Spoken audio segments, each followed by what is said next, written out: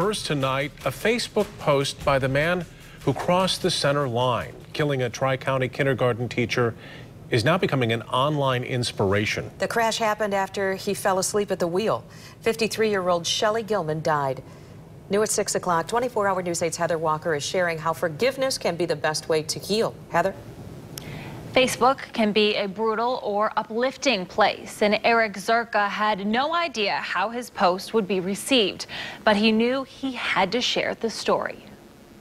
I needed to take action for what I'd done. Eric Zerka's Facebook page is normally filled with fishing and hunting pictures. This is the first time he posted something so personal. It's pretty amazing what, a one little story can do for other people, Saturday was Zerka's first day off in a while. He chose to spend the morning fishing with friends.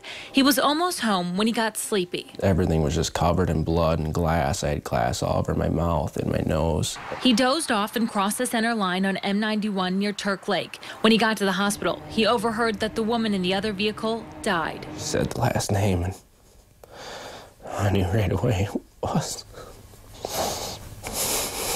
53-year-old Shelly Gilman, a wife, mom, grandmother, and local kindergarten teacher.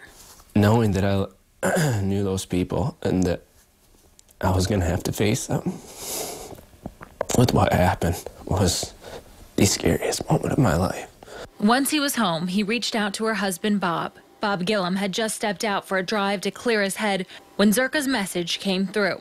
Gillam decided to drive over. I was ready for anything. When Gillam arrived, he greeted Zerka with a hug. I'll tell you what, when he wrapped his arms around me,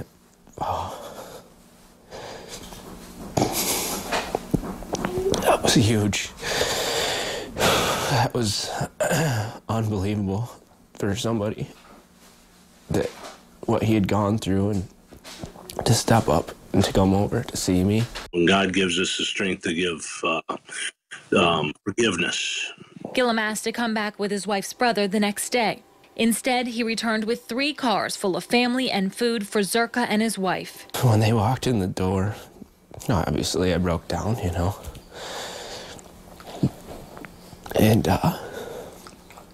it was a moment that I'll never forget, because I knew.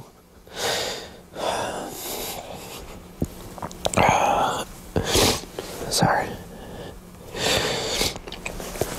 I knew these were all people that meant a lot to her, and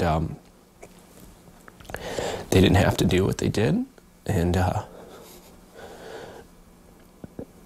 when they all came in that door, and every one of them gave me a hug,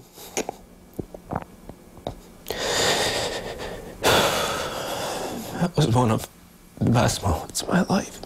It did mean as much to us as it did him by us going over there. Zerka shared this story on Facebook, and it's already began healing others. It's a powerful message, and we just hope that people will lead by example.